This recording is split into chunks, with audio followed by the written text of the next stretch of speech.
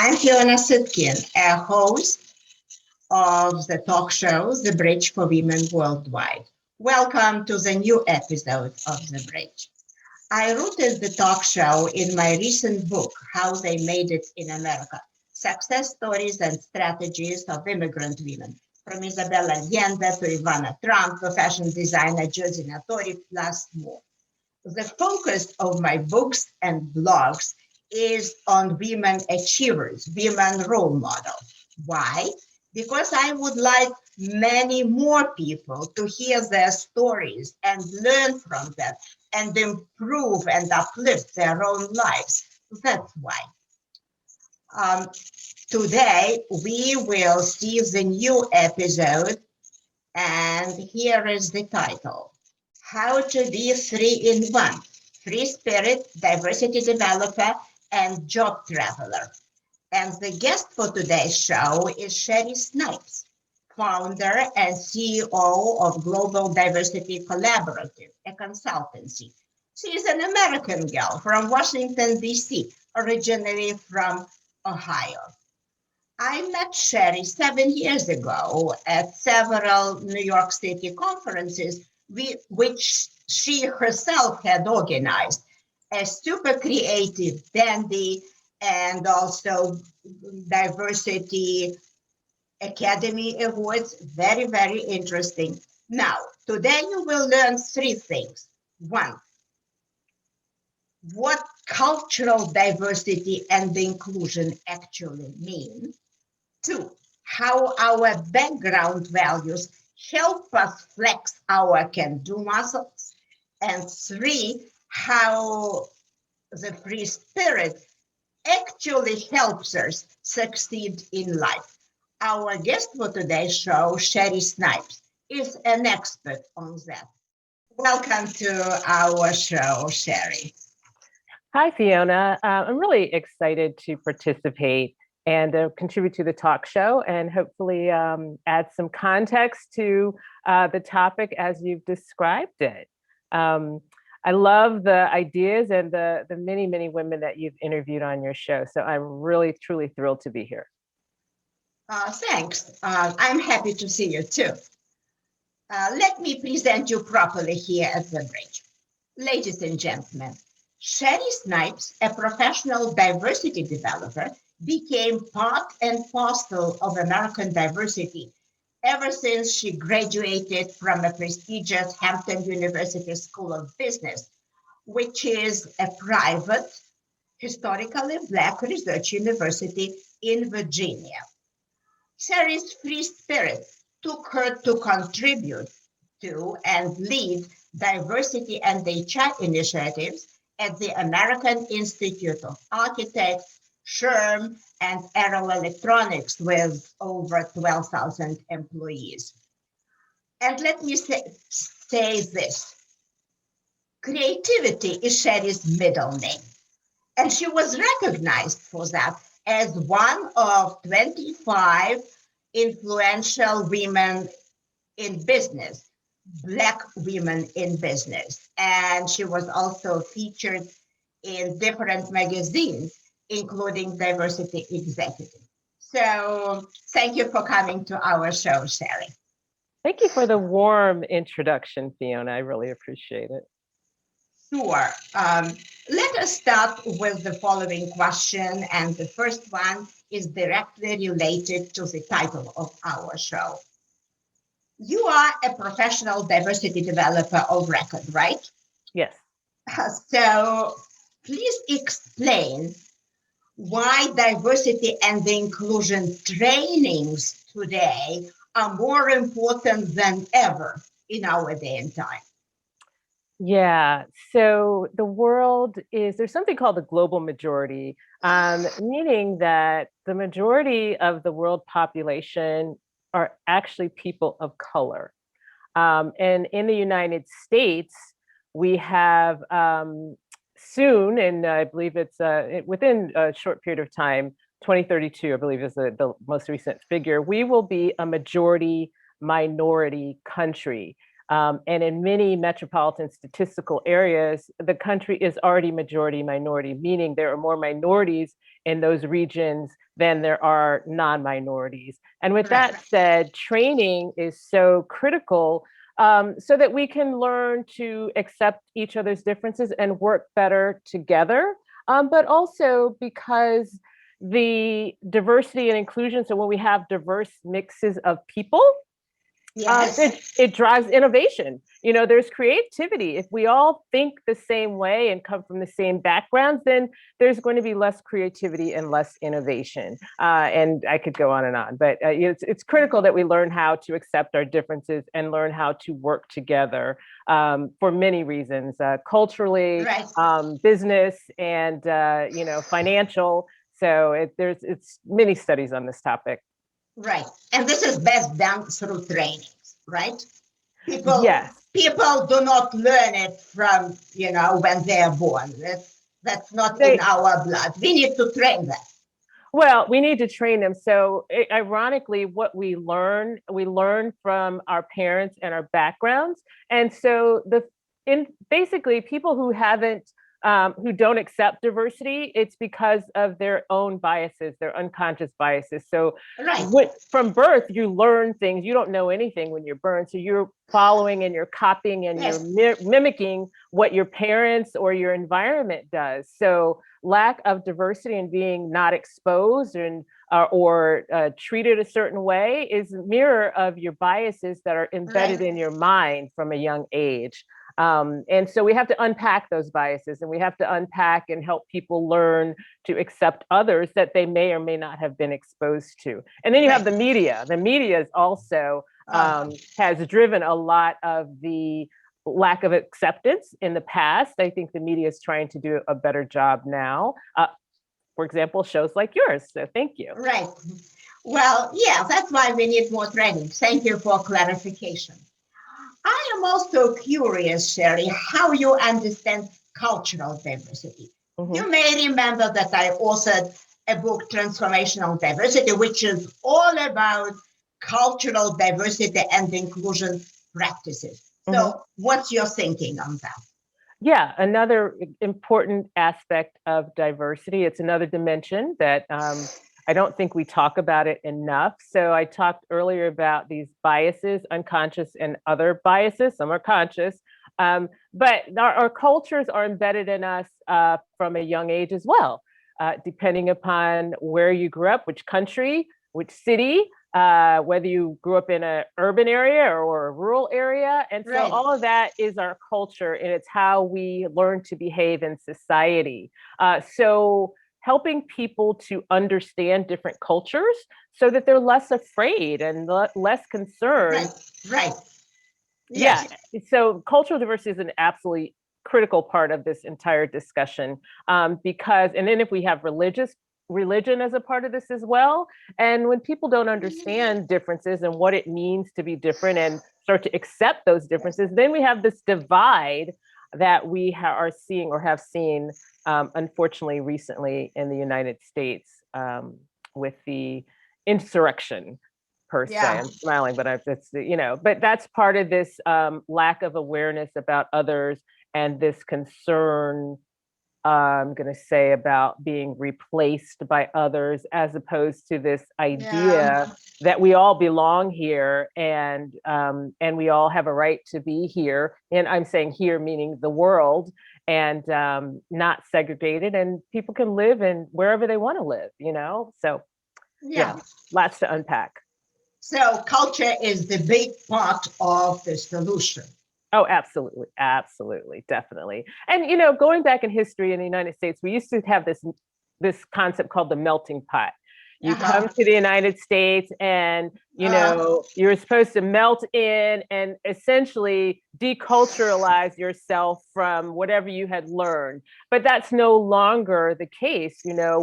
The acceptance is the new normal, that we're trying to get to for everyone. But embracing your culture, individual cultures, is important. It's a part of this journey that we're all on, as opposed to historically, immigrants came to the United States and suddenly you were supposed to erase whatever you did to fit in. Right.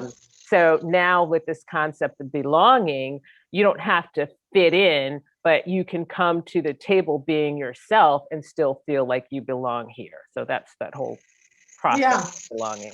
I hear you. I hear you.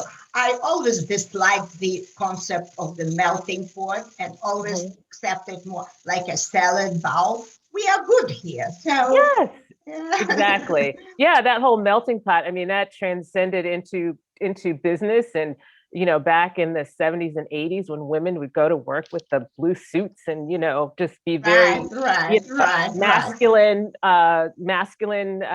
representing, because they wanted to be successful, but that's no longer a requirement to be in business. Right. It's old fashioned. So the sooner we overcome it, the better. Be real. Exactly. Absolutely. Okay, thank you so much for clarification again. And now I would like to ask you, Sherry, what features of your own cultural heritage and upbringing shaped your personality and your free spirit? In other words, who influenced you? You are the influencer, but who influenced you? That is the question. That is a great question.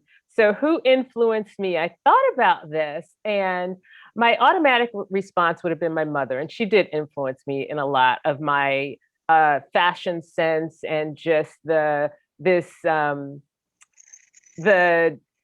being willing to do different things and try different things. But I think one of the biggest, and my father, who was an educator, a Uh-huh. high school counselor, very influential. And, we have these intellectual conversations when I was growing up. And, so he is amazing and was amazing, and amazing influence on me. But the person who, when I thought about it, really influenced me that I hadn't considered until you asked me the question was Uh-huh. My aunt Dorothy. My aunt Uh, Dorothy Rucker, rest in peace. She was my father's older sister. yes. She was the youngest graduate she graduated from college at like 15 years old. Oh, And I don't want to misquote the college. I feel like it was North Carolina Central, but I'd have to go back. But she graduated uh-huh. from college at 15. She was African American, young woman. She grew up in Hampton, Virginia, and went to school but when I was growing up, we moved to Ohio Uh-huh. because my father graduated from Hampton as well, so he's also an HBCU graduate. So I'm a Uh-huh. legacy Hamptonian. Hamptonians get Yes, that. yes, And yes. so he graduated from college and he couldn't get a job. So he was already married. He had 2 kids, and he could not get a job in the South. And so my aunt was already in Ohio, and she said, "Hey, the school district here is hiring Blacks, literally, because it was a very ethnic, culturally diverse city. Why don't you come and get a job here?" And that's how we ended up in Ohio, because that's where the jobs were, Uh-huh. and but she influenced me, and very subtly, I spent a lot of time with her.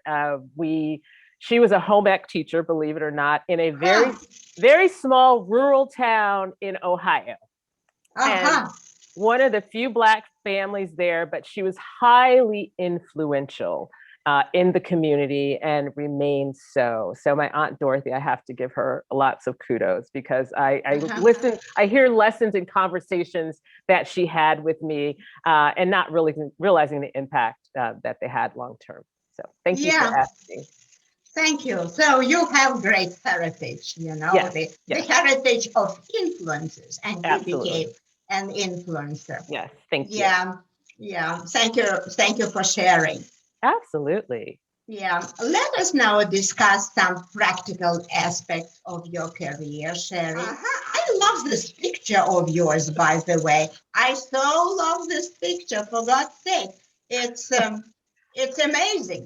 Now, I also love the fact that you have worked in different companies and put your special spin on diversity programming at those companies, like you did job traveling and you kept reinventing yourself. Mhm. And diversity field, as we all know, is quite well established now since the 60s of the previous century. It's well established. So the question is, what does it take to stay dynamic in diversity? Ooh, great question. It takes courage. Ha! It takes a lot of courage, I'll tell you. Um, it takes courage to continue to learn and to evolve emotionally as Uh-huh. well as intellectually, and to not get discouraged. And I will say that I use the word courage because we have to lean into uncomfortable conversations. We're often you're talking about things that people don't want to talk about, that they're uncomfortable with. So I have to say courage is number one. Number two is to continue learn. So continuous learning is also very important in this field. And creativity. You mentioned my creativity, but constantly trying to figure out how to do things differently and better. And I'll tell you, one of the things that happened when I left corporate America to start my consulting firm. Um, Actually, I backtrack. When I left New York to move to DC, I moved from corporate, from Fortune 150 company to a large nonprofit. And I hadn't talked with the corporate folks for a while. I was doing nonprofits, so which is the same work, but it's different. It's done in a different way. And what I found after not doing the speaking circuit for a couple of years and then stepping back in and doing more speaking engagements is that the conversation was still the same. And I found that very frustrating. So, with that in mind, I started to try to say, how do I have these conversations differently so that they have an impact? So, there's almost this script that was happening in corporate America around diversity and inclusion, and you'll hear people say it, and this is no shade, it's how it is. You will hear companies say, we embrace diversity because it's a business imperative. We believe in, so there are these statements that corporations say around diversity, equity, and inclusion. And I just was like, okay, I'm tired. I understand, but I'm tired of hearing them. So I try to have the conversations differently. And the other area, I think, to stay dynamic is to stay connected and to leverage social media or these platforms as much as possible. I don't do as much social media as I used to, but I do leverage the platforms to stay relevant. Particularly LinkedIn is a great source of just a free platform that you can use to stay relevant. On Mhm. the and also around these platforms, I have large groups. So I have private groups of individuals that are interested in the topic. And literally, I started these groups in Facebook and LinkedIn just to stay connected to people.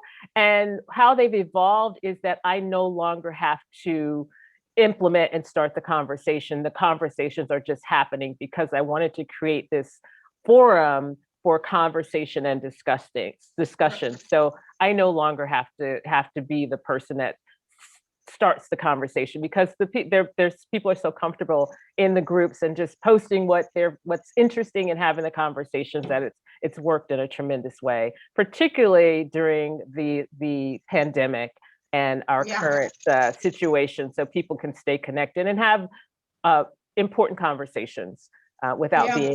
without physically being present with each other.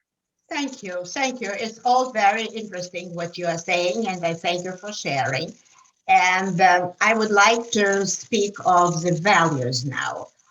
Um, as you know, my recent book, How They Made It in America, features 18 diversity women who succeeded in the United States big time. Mhm. I, I distilled their common success values, which help them move up in life and career. So could you please comment which of these values, one or two probably, are the backbones of your success that helped you too? Absolutely. I love this. And congratulations on your book, by the way. This book, you have multiple books. But the first one I'd say is emotional intelligence. Emotional intelligence is absolutely, it's something that we all should have, but unfortunately we all don't have it. And I learned about emotional intelligence probably about 12 years ago.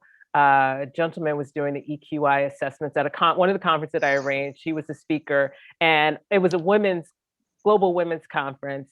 And we brought him in to basically have everyone take the EQI test. And that's when I learned, kind of my baseline understanding about emotional intelligence and how important having empathy and understanding and the emotional intelligence is to my personal trajectory. The other one, and they're all important, of course, but I would say communication skills and creativity. And communication skills, I keep saying it's the most important, but they're all important. But this one right here, and I will tell you, when I was a shy child. I was introverted. I was very introverted. And at events, you would find me in the corner, with a book in the corner. So I read a lot. And when I graduated from college and started in the working world, particularly at SHRM, was my first real job was at Procter & Gamble as an analyst. But then the first job that I loved was at the Society for Human Resource Management. And this is many, many years ago.